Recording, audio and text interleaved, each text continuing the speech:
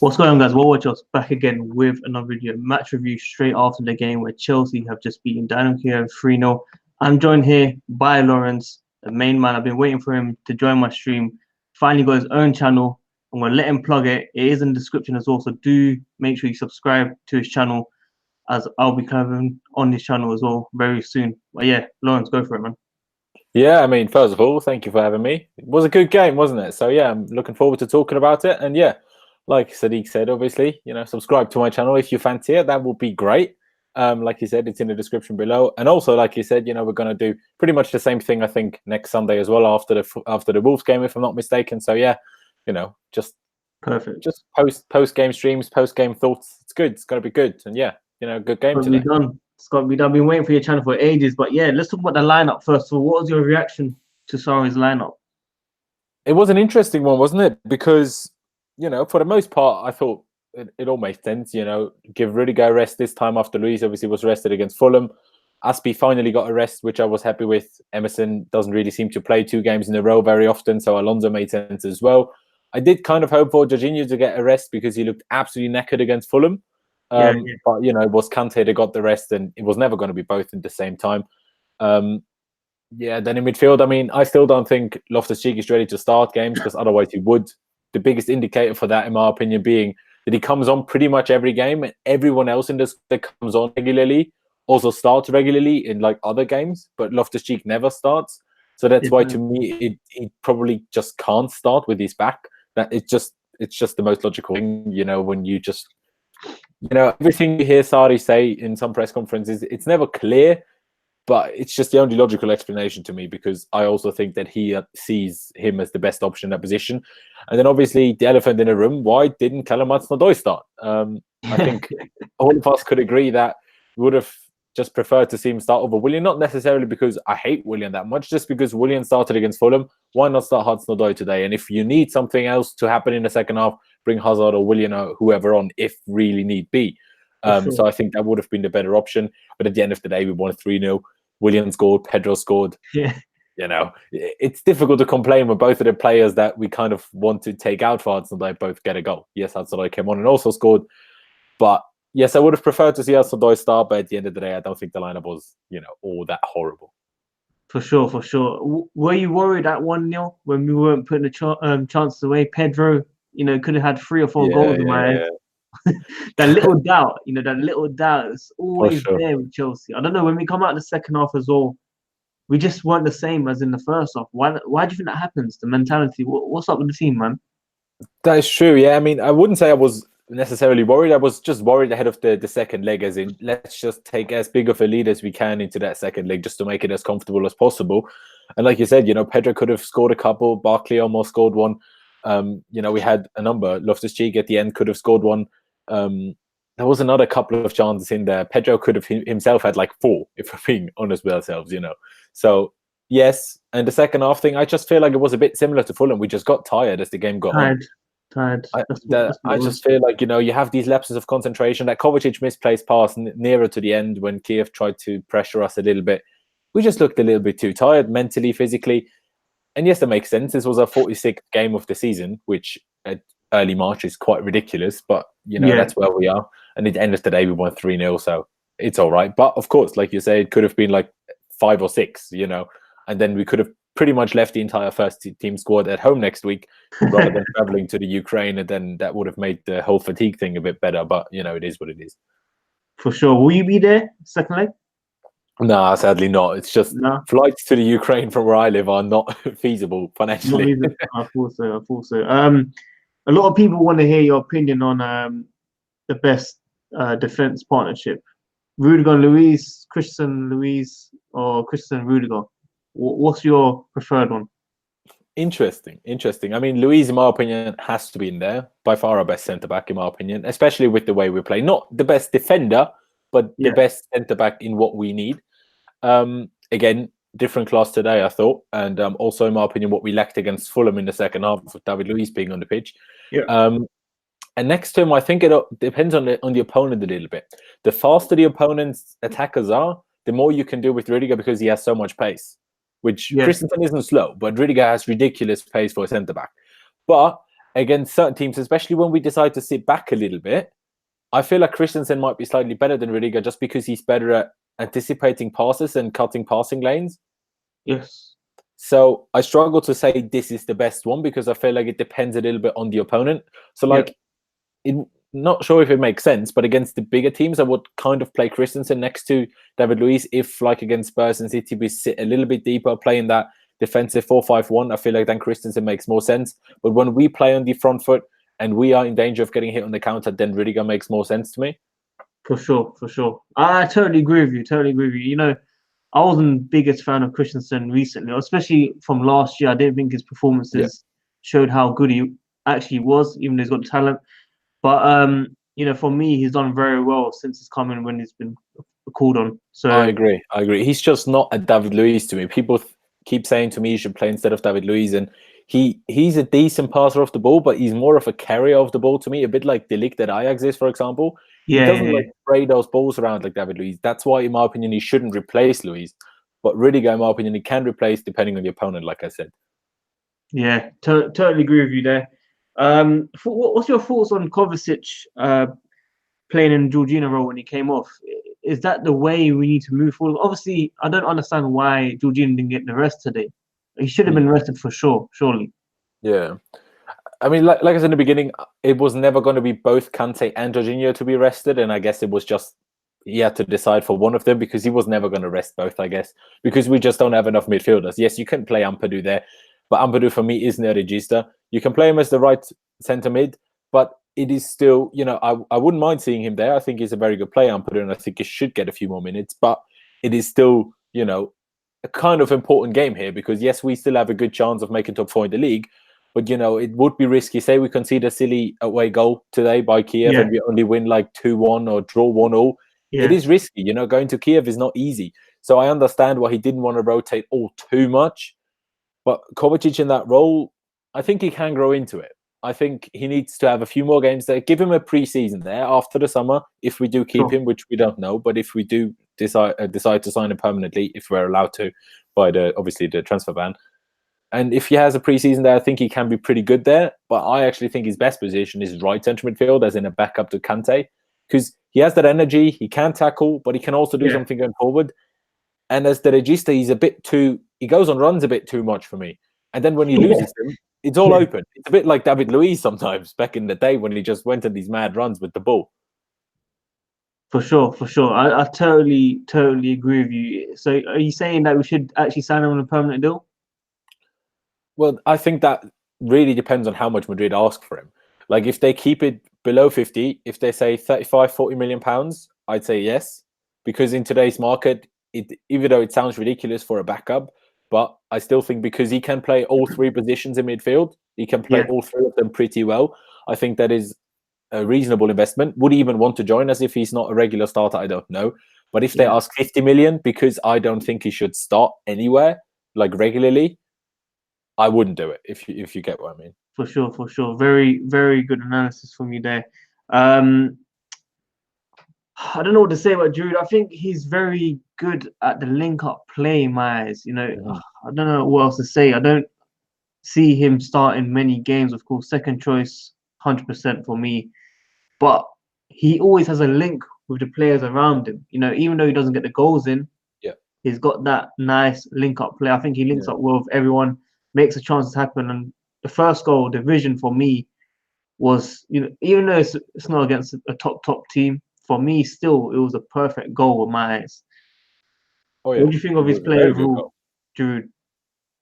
I mean, I don't want to call myself a hater of him, but I very much dislike Olivier Giroud. I just don't like him. You know, it annoyed me from the first place when we signed him, simply because we signed him and that let Arsenal sign Aubameyang, who, let's be honest, is a lot better. He's also better than Higuain, but, you know, that just never made sense to me. And, you know, he did really well with that back heel to Pedro. He had another good pass inside the box as well. But other than that, I thought he was poor today. I mean, yes, he has that link-up play. No, because his touch today was worse than Lukaku's, and he never held the ball up. He always lost it, I thought. I'm not saying, you know, he was terrible and it was like a 1 or 2 out of 10 performance. Yeah. But if you play like that, if it is his aim to say starting instead of Higuain, well, don't play like that then. Do you know what I mean? Like, he did well for the goal, but other than that, I didn't think he did much. Oh, Like, Laurenz, he didn't have a single chance though. Like, he's still a striker. yeah, it's Link what up I plays mean. It's what I important. mean, man. He don't score. He don't Yeah. shoot. He don't nothing. So I understand why people don't prefer him to start or anything. But what I was going to speak about the wingers. Mhm. For me, I don't know if it's just me, but I think when Hazard doesn't play, Willian just plays a lot better. Oh yeah, for sure. I think both of them play better when Hazard doesn't play, or when Hazard has a bit of an off day, like against Spurs. Not off day, but he was just very tired. And Yeah, as soon as Hazard is tired and comes off, Pedro just turns the lighters on. Really, yeah. like, it's Pedro, ridiculous. he's come alive recently, man. I don't know Yeah, what yeah, it yeah. is. Recently, he's done well. Pedro had a really good game today, in my opinion. Just his finishing, like, he could have at least scored 3, if not 4. But Yeah, generally, overall play, I thought he was really good. He looked really sharp. He looked energetic. Good touch. Good passing. That kind of the assist for the last goal. That was an unbelievable ball to Loftus-Cheek. yeah. That was a quality pass. So Pedro, fair play to him, because not long ago, a couple of weeks ago only, I was like, Willian should be starting ahead of him if it's not Hudson-Odoi, because Pedro started to annoy me. Yeah, And sideways. even Willian, I thought against Fulham did decent. Today he wasn't great. Still scored that goal. I still think Hudson-Odoi could well have started instead of Willian today, because he didn't do much except scored a goal. But he wasn't like bad. I can't say Willian was bad today. Totally agree with you. Callum Hudson-Odoi, he scored 3 consecutive home games in the Europa League. What did does he? he do to start? Sorry? I didn't know he scored in 3 consecutive home games. In Europa League though. Not Premier League or anything. So what does he need to do, man? What does he need to do? It's so tricky, isn't it? Like I keep saying, I think these games he should start at the very least. I think he should get more minutes in the Premier League. It's for me because I'm sure you get them on Twitter as well. You get these people basically saying that we all have an agenda against Sarri and against Pedro and Willian, and we just want Hudson-Odoi to play for the sake of it. And no, I don't agree with that. I don't even think Hudson-Odoi is particularly better than Willian or Pedro. Unlike a lot of people on the internet, I don't think he's better. I just think he's pretty much on the same level on most days. When Pedro and Willian have their top days, they are still better than him, because they are more experienced. They are more experienced to play on this level. They know what it means when it needs to count and stuff like that today, even though Pedro missed a few chances today. They know, when to perform when it matters. They don't always do it, but when they do it, I still think they're a bit above him. But like I say, I don't think, on a consistent basis, they're better than him anymore. And with them being 30 and 31 and him being 18, I just feel like the most logical thing would be to start him. But Sarri's Italian. Italians do like their, they do like their experience. And experience. Like Conte said last year for Ampadu, if you're good enough, you're old enough. Yes, but you need to be a lot better when you're young than the old one for an Italian manager to pick the young guy. Like, if they're on a similar level, he's like, all right, they're pretty much as good as each other, probably. But the one guy is more experienced than the other one. So let me start the experienced one just to be safe. I think it's just an Italian thing. I don't know. Maybe I'm wrong, but I feel like it has to be, because every Italian does it. I never actually asked you, so I actually don't know. Are you even sorry in or sorry out? Oh, I'm very much so sorry in. Oh, yeah, sorry. I don't see much point in sacking Sarri, because what do we do then? All right, then we get Lampard, who got battered 4-0 by Aston Villa. Great. Yeah. Or what? Zola. And then Zidane. Okay, we keep Hazard happy. Good. But unless we sign Ronaldo, Zidane isn't going to do anything. Yeah. It's not the same. It's not the same. Yeah. We've got some interesting games coming up, obviously, in the league. Winnable games, but knowing Chelsea will make it difficult, especially the second half against Fulham. Anything can happen. We might let it slip, for example. What is your objective personally for Chelsea? Do you see top 4 in Europa, or do you just see Europa, or just top 4 only? What do you actually prefer? What do you actually see happening? Well, I think there's a very good chance of us making top 4. I actually think we will make top 4. As it stands right now, obviously we could bottle it in some game and then we don't make it. But I actually think we will. We're in a bit of a good run of form now. It just depends on if we're clinical in the first half, because in the first half we'll play pretty much everyone off the park. We've seen that in the last few games now. If as long as we're clinical, score 2 or 3 in the first half, we're fine. For sure. then we're fine. If we do it against Wolves, 2-0, 3-0 at halftime, or 3-1 or whatever at halftime, we're good. We're not going to throw that away. And I think we will make top 4 because Spurs have some difficult games as well. Of course, so do we. But we kept City from scoring for 120 minutes in the final, and we kept Spurs from scoring. If we can do it against them, we can keep Liverpool and United from scoring. And if we get a point away at Old Trafford and Anfield, I'm very much fine with that, and I think it will be enough. As for Europa League, it obviously depends on the draw, doesn't it? Like, next round, we could get knocked out if we get someone big, but we could also make it to the final. Once you're in the final, we can win it. Arsenal obviously had a bit of a funny defeat today. They're probably still going to turn it around. They only need a 2-0 at home. They're probably going to win it. But, if we face Arsenal next round, it's going to be difficult. We beat them first time when we played them. We lost second time we played them. So that will be tricky. But generally, I do think that we can make top 4 and win Europa League. I guess we'll just have to wait and see. For sure. What do you think? Do you think we'll make top 4? I actually think we will make one of the two. So obviously, I don't mind personally winning Europa League, but I just don't think, because of Sarri's past experience with trophies, I don't think we'll get to that final and win. Personally, you think we'll get to the final but lose the final? I've got a feeling, man. I've got a feeling that Sarri just won't win a trophy this season. I don't know whether it's in the final. I know what you mean. He hasn't won a trophy yet, so that approach makes sense. But I think the League Cup final was his actual first ever final. So it's not like he's lost finals like Klopp, because Klopp loses every final. True. It's a bit different in that sense. Like I say, with the draw, obviously, I think once we get there, because the Europa League final is like 2.5 weeks after the last league game. So I feel like whether we've made top 4 by then or not, we'll be fresh for the final. It's just about getting to the final. Once we're in the final, I think we'll be fine. Because once our first 11 is fit, we have a very good team. It's just like once we need to use bench players, then we're a bit in trouble. Except left centre mid. We're not very good there because none of them are good. Loftus-Cheek, yes, but he's not fit. I don't rate either of Barkley or Kovacic, to be honest, in that role. So yeah, I think once we get there, fine. Although we have to play this random friendly in the US. The idea of anti-Semitism and stuff is good, and it all goes to charity. Is very nice.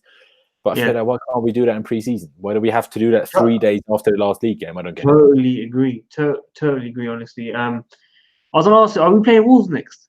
We are playing Wolves next, right? Yeah. What's your prediction for that game? Ooh, predictions. I've kind of stopped doing predictions recently because... Well, we're going to get it back. On my channel. All right, I'll give you a prediction. They do like their 3-4-3, don't they? And, they did beat us when we played them.